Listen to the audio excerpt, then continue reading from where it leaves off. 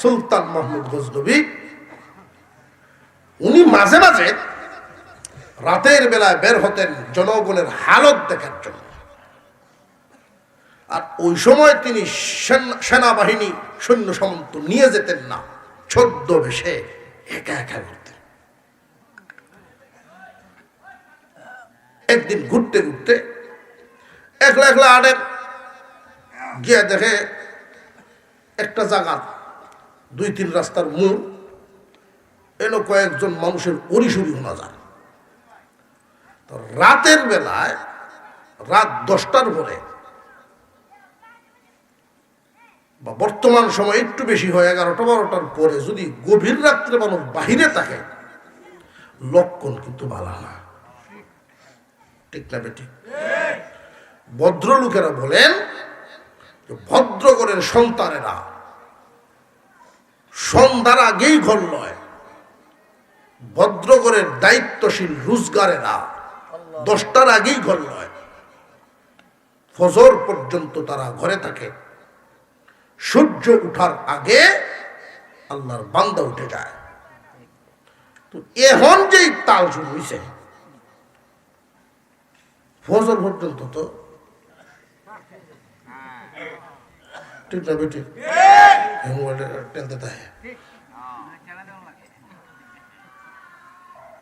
ফজর পর্যন্ত, ফজরের আজান ধরে এরপরেও ছাড়তে চায় না, মোবাইল ধরে কাটতো। এই সময় মোবাইলের সময় হেরে সাজে দেয়, এই সময় সারে আহারে উঠে 12টার সময়, 12টার সময় উঠিয়া না ভাই কামের বরকত দিনটাতে কুদ্দা জায়গা কুদ্দা জায়গা জানো না, মোবাইলের ভিতরে দেখে দেখে রায়। আল্লাহ এদেরকে সহি বুঝতেন, বলুন আমিন। মোবাইল যে তুমি দেখতেছো হয়তো কোনো একটা বিষয়ের প্রতি তুমি আসক্ত, জায়েজ বা নাজায়েজ।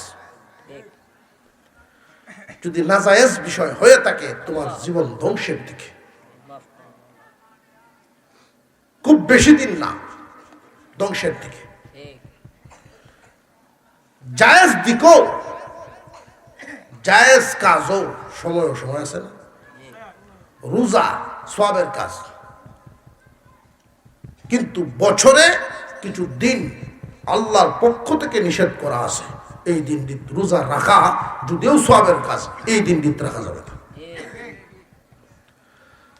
মানুষকে আল্লাহ দিন দিয়েছেন, পরিশ্রম করবে, রুজি রোজগার করবে, ব্যবসা বাণিজ্য কাজ কাম করবে, আর রাত দিয়েছেন বিশ্রাম করবে, ঘুমাইবে। পাবলিক করে কি উল্লেছে, রাত তারা না ঘুমায় গড়াগড়ি করে বিস্তার, আর দিন বড়া ঘুমায়। কাজ কাম গেল কই? কাজ কাম আছে? এই জন্যই তো অভাব দেখা দিবে, এই জন্য সুদখোর বাড়বে, ঘুষখোর বাড়বে। যেহেতু কাজ করার সময় নাই, রুজি রোজগার আইব করতো, বই আসাতে খাওয়ান যায়, এমন এক ফ্যাক্টরি কিছু পয়সা সমাজ ছেড়ে দিলেই কারবারটা হয়ে যায়। এই সমস্ত অকেজু মানুষ সমাজের জন্য বুঝার সামিল।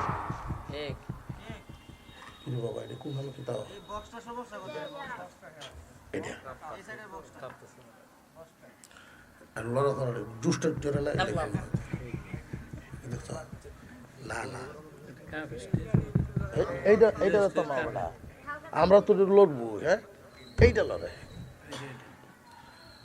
মৌলবী বুঝতাম না বেটা।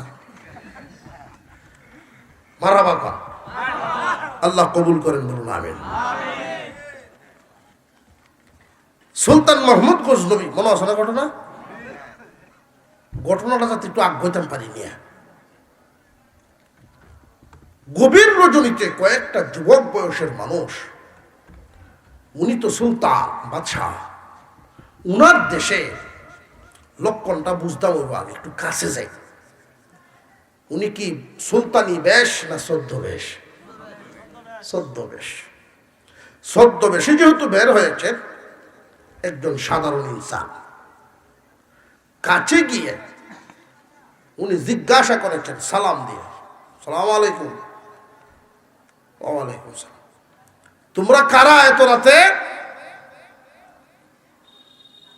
উনি তো মনে মনে তো জানা আছে উনি কে, ওনার পরিচয় নিজেরটা নিজের ঠিক মতো বললে, কাগজ দিয়ে বললিয়া বা সলা দিয়ে বললিয়া কয়েক ফল্লা দিয়া মাটির তলে কুপে দিত।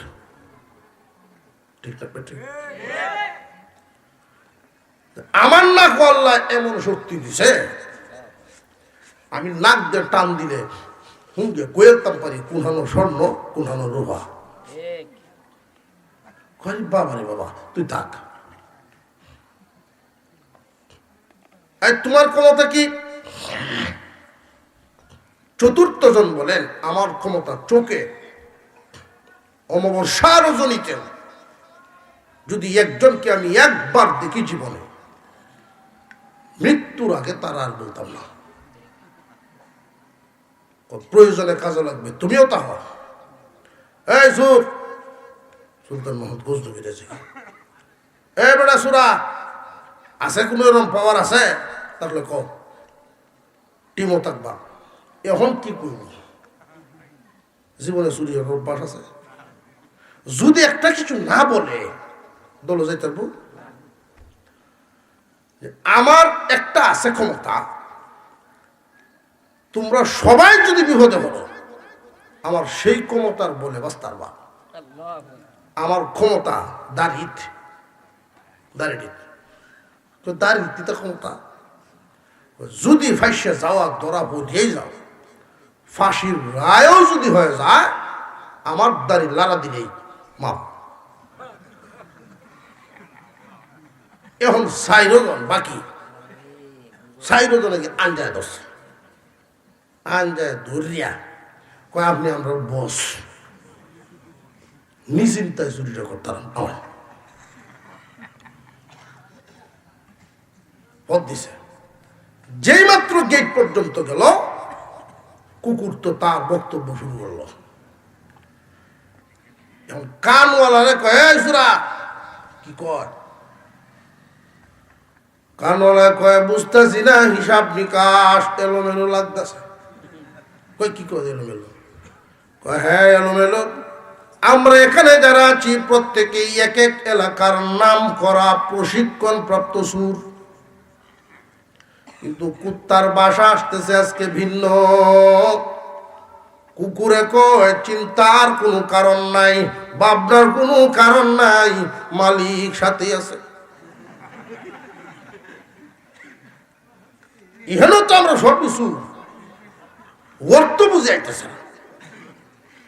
আরেকজনের কয় তোর এই ভুল ব্যাখ্যার উপরে আমরা চুরিটা হইতাম না, এর কোনো মালিক নাই।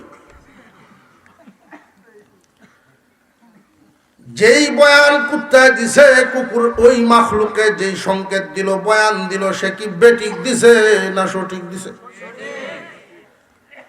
কিন্তু তারা বুঝলো না, অতি আগ্রহে অগ্রগামী। আতওয়ালা কই গেটের তালাবান গিয়ে দিছে, সাথে সাথে পরিষ্কার। নাকওয়ালা আগে নাক খাড়া করে ভর দিছে,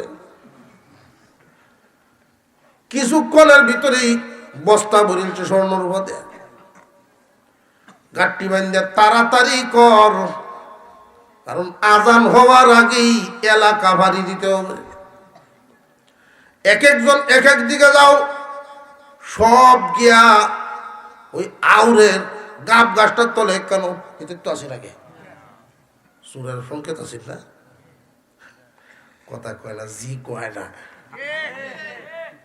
কেমনে বললেন আপনারা? আসলেন না, এই জন্যই তো কথা কইতেছে না, প্রত্যেকেই বুঝতাম। আল্লাহু আকবার, মারহাবা কর। বট গাছের তলে সব গিয়া জমা হয়েছে, অন্ধকার থাকতে থাকতেই বন্টন শুরু হয়ে যাবে। যার যার গল্ল লাগবো গিয়া, সবাই গিয়া একটা নইল, একজন সুর কম, সুর একটা কম, 5 জন আছে, 4 জন আছে। কিন্তু কই গেল দাড়িওয়ালা? কই দাড়িওয়ালা? তো যেতে না। এখানে একটা প্রশ্ন জাগে, সুলতান মাহমুদ গজনবীর বাড়িতে যখন স্বর্ণ এবং রূপা স্বর্ণের টাকা পয়সা দন দৌলত চুরের গাঠটি বান্ধে উনি দেখছেন না দেখছে না? উনার নিজের সম্পদ লইয়া যায় সুদে, দেখেও কেন না করেন না? কারণটা কি? আমার আপনার বাড়ি আর সুলতান মাহমুদের বাড়ি বেশ কম আছে। আমার বাড়ি চুরাইলে সুরের আটকানি ছাড়া ভত নাই, কারণ একবার যদি বাড়িতে বাইর হইতে পারে এ হইব সবচাইতে দামি মানুষ এলাকা, সুর ধরতাম না। যদি বাইর হইয়া যাইতে পারে আর লাগাল পাইতাম না, ধরার ক্ষমতা আমার নাই। কিন্তু যার বাড়িতে সুলতান মাহমুদ গজনবীর বাড়িতে চুরি করছে, গজনবীর ধরার ক্ষমতা আছে না নাই? উনি শুধু এই মুহূর্তে চিহ্নিত করেছেন কার ছেলে কার নাতি, কার ছেলে কার নাতি শুধু চিহ্নে রাখছেন।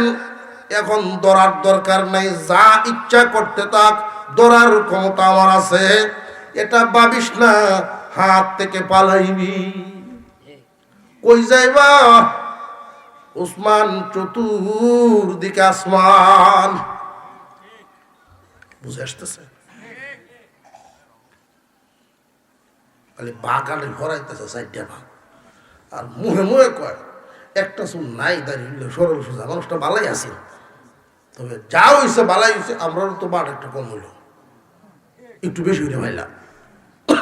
খালি বাগানি ভরাইতেছে। এমনি দেখে সেনা বাহিনী পিছন দেখারা অ্যারেস্ট। হাই রে কি সব বলা আসছে, বাইন্দে যখন হদ দিছে। এমনি একটা আরেকটারে কয়, দোস্ত রে চুরি করছিলাম ওই সলিমুদ্দিন বাইত করতাম এটিওয়ালা আছে, কলিমুদ্দিন বাইত করতাম এটিওয়ালা আছে, কিল মুড়া খায় দু চারটা বাড়িতে সাইডে দিল। কিন্তু আজকে এমন এক জায়গা ধরা পড়ছি, জীবনে আর বাড়ি যাওয়া হইতো না। একটা কান্দে। যেই মাত্র রাজ দরবারে নেওয়া হল, 4 জন সুর, কয়জন? 4 জন কাতার বান্ধে তুলে ফাঁসির দরবার, ফাঁসিতে লটকাও। সুলতান মোহাম্মদ গজনবী বলেন, এমন বিখ্যাত সুর আমার দেশ, উপায় নাই, সব লইব, মানুষের অশান্তি শুরু হবে, ফাঁসিত লটকাও। সুলতান মোহাম্মদ গজনবী এখন কি আর রাইতে সুর আসেনি? সুলতানের পোশাক, সেনাবাহিনী, উজির নাজির, কি শান শৌকত। উনি হুকুম দিলেন লটকাও। 4 জন আস্তে আস্তে লাইন বেঁধে কাতার বেঁধে উঠতেছে ফাঁসির মঞ্চে। একটা সুর এটা কান্দে না, একটু বড় বড় ছায়, মুসকি মুসকি হাসি মারে। কয়টারে ধরিয়ান, এটারে ধরিয়ান, কান্দে বোঝা যাইতেছে এটি। আর হ্যাঁ আর দিকে ছায় মুসকি মুসকি হাসিও মারে। ওর ভাই যেতে সব জানায় কোন কারণে আসস কবাদ সাহেব। আমরা যখন চুরি করি রাতের বেলা, আমাদের আরেকজন সাথী আছেন সুর। আমাদের এক একজনের ক্ষমতা এক একটা। আমাদের সেই সাথীর ক্ষমতা এবং দক্ষতা ছিল তার দাড়িতে, কথা ছিল সময় মতো যার যার শক্তি ব্যবহার হবে। এই 3 জনের শক্তি 3 জায়গায় লাগাইছে। আমার ক্ষমতা আছেন চোখে, আমি ঠিকই চিনে ফেলেছি, আমি চিনতে পারছি এই দাড়িওয়ালা কে চিনেন। যদি এখন গো দয়া করে দাড়ি লারা দে, আমরা তওবা করব, জীবনের কোনো দিন চুরি করব না।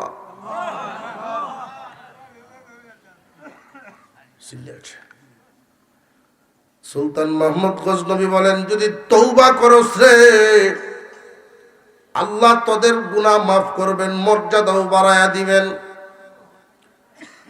এই চোখওয়ালা দৃশ্য বৃষ্টিওয়ালার উসিলায় বাকি তিনটার তওবা নসিব হইল, মুক্তিও পায় গেল। দুনিয়ার মানুষেরা রে, চক্ষুওয়ালা সমাজের আলেমগণ, আলেম ওলামাগণ তোমাদেরকে রাস্তা দেখান, পথ দেখান। এদের দেখানো পথে যদি চলতে পারো, এদের উসিলায় নাজাতের ব্যবস্থা হবে।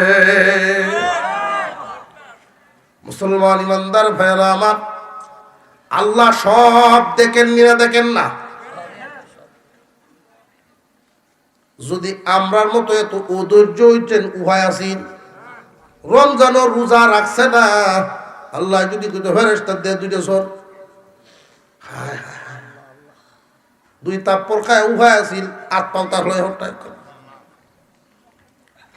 আপনার ওষুধ দিতেছে। ইয়া আইয়ুহাল্লাযীনা আমানু ইসতাঈনু বিস-সাবরি ওয়াস-সালাহ ইন্নাল্লাহা মা'আস-সাবিরিন।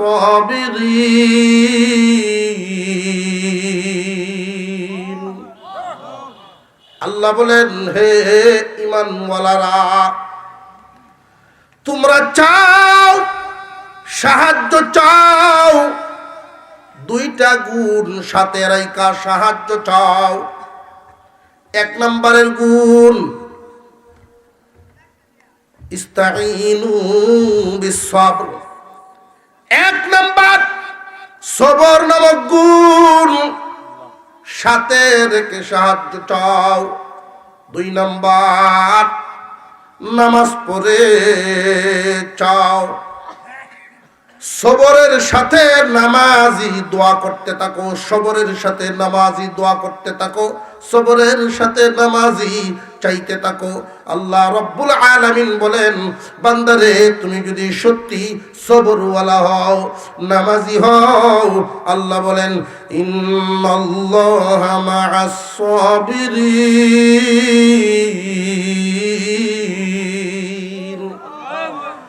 আল্লাহ নিজে সবরকারীর সাথী হইয়া যান। সবরকারী কারা বুঝুন না?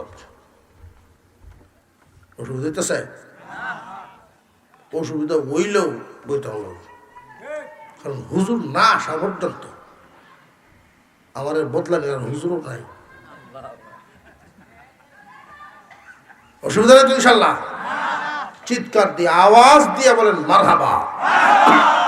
মানে ওয়াজ যারা জুহাইছে হুজুর ডেম মারছে, ঠিক না? ওয়াজটা হিতলা উঠছে, ওয়াজ আবার হিতলা হয় কিন্তু আমরা লড়াছড়ার কারণে যাতে এই কথা কোয়ার সুযোগ না পায়। না রাইতে সবর এবং নামাজ, কয়টা গুণ লাগবে? দুইটা, ধৈর্য এবং নামাজ। ধৈর্য কি আসলে আমাদের আছে? দোয়া করার পর সাথে সাথে একসময় এগুলো আমরা। আর নবীগণের স্বভাব ছিল, নবীগণের নীতি আদর্শ ছিল আল্লাহর কাছে চাওয়া, দেওয়া না দেওয়া কার কাছে? আল্লাহ যদি চান মাফ করবেন, বাধা দেওয়ার কেউ নাই। আল্লাহ যদি মায়া না হয় দিবেন না, তুমি জোর করার কেউ নাই। উনি মালিক আর আমরা সব গোলাম। গোলাম গোলামের জায়গায় টাকা চাই, গোলাম যদি জায়গা বদলায় মালিকের সন্তুষ্টি পাবে না। গোলামের জায়গা কি? গোলামের জায়গা হইল বাড়ি ঘরে কুত্তা ভালি আছে না?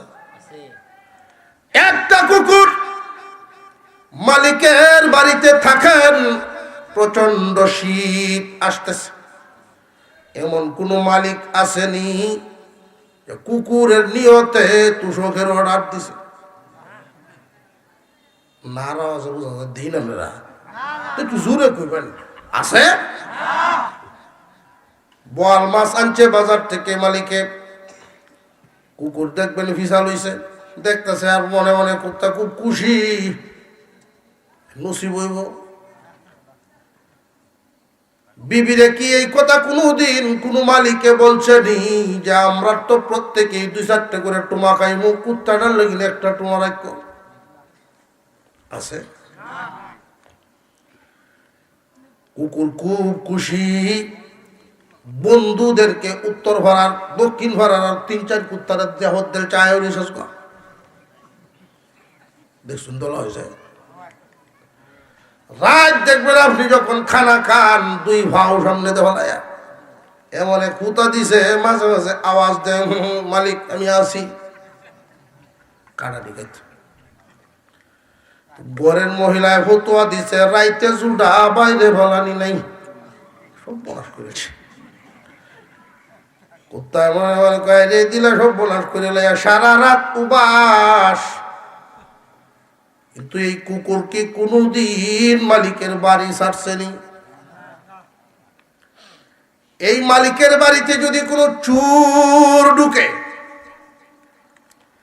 কুকুর জিন্দা থাকা অবস্থায় চোরের ছাড় পাবে না।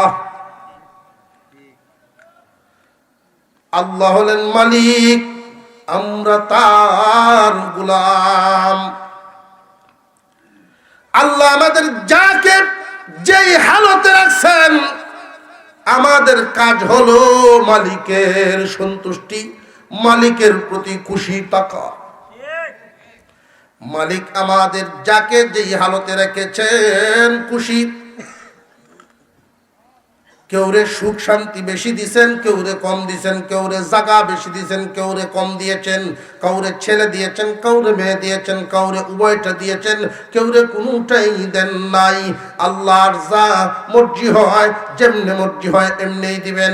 বান্দার উচিত হলো আল্লাহর বন্টনে সন্তুষ্ট থাকা।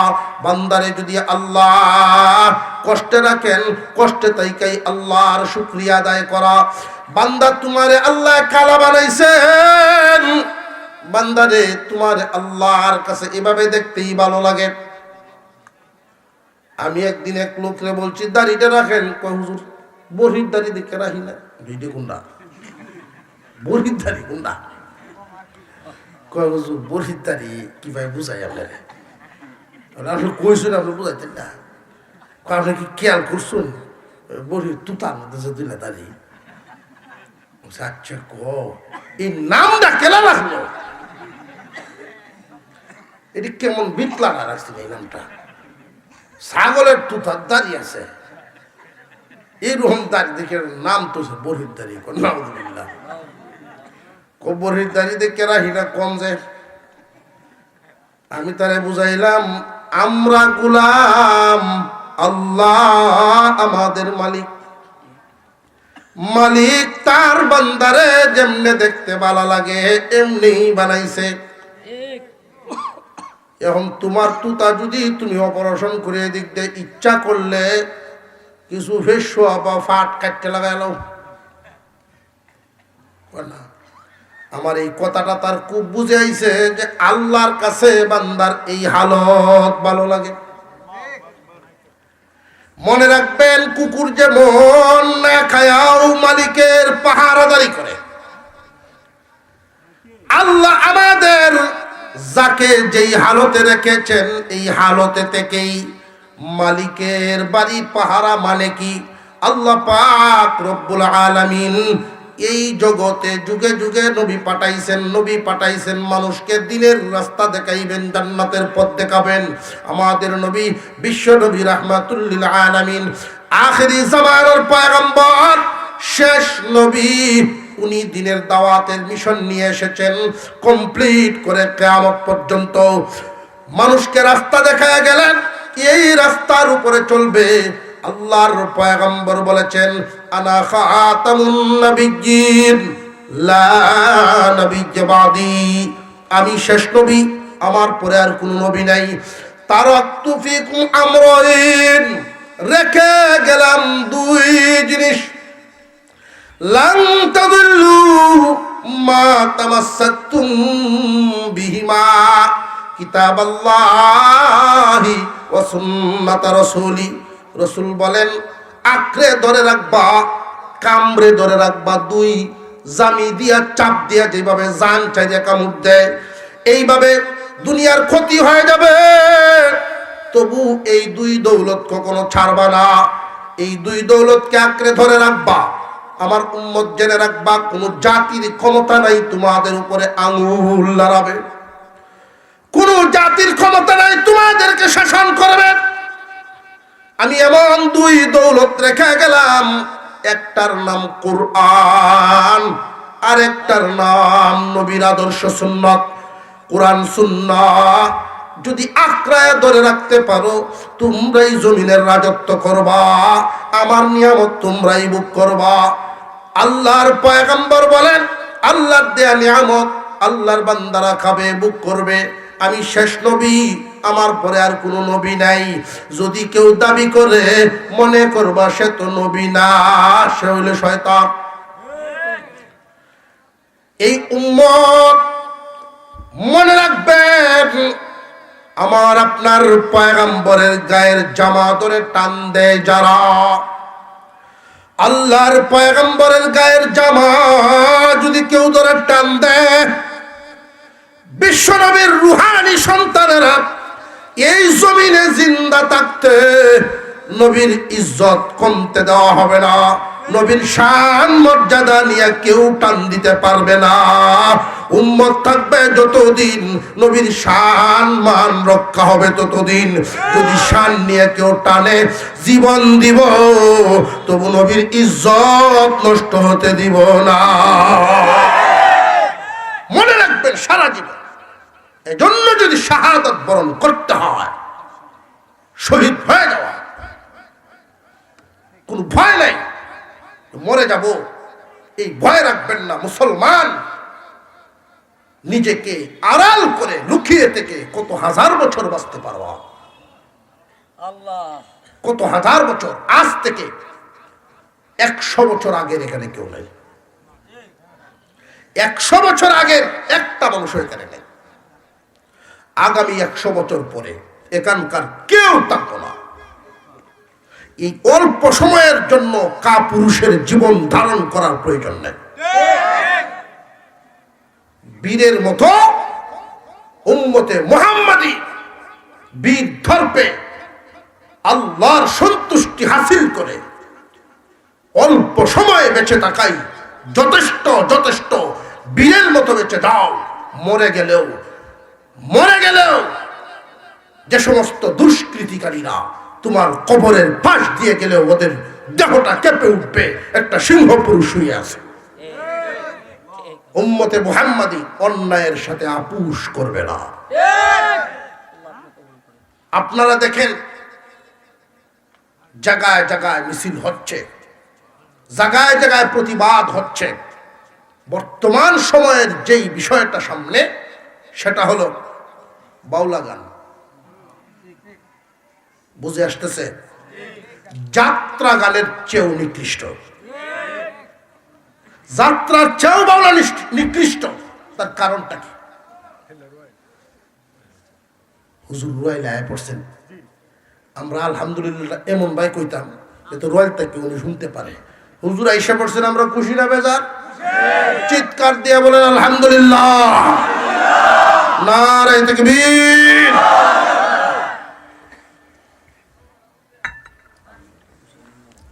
যদি একখান কথা বলতেছি, এটা কেউ উপরে ভরে, আমারে মাফ করবেন। উম্মত জেনে রাখবেন, ইসলামকে সময়ে সময়ে ব্যবহার করা হয়, ইসলামকে ব্যবহার করা হয়, আমাদেরকে মুসলিমদেরকে ব্যবহার করা হয়। আলেম ওলামাদের কাজ, জমিনে ঘাস হয়ে গেছে, জমিন দখল করা আমাদের উদ্দেশ্য না, ঘাসটা সাফ করে দেই, জাতি যেন কৃষিটা ভালো করে করতে পারে, চাষাবাদ করতে পারে।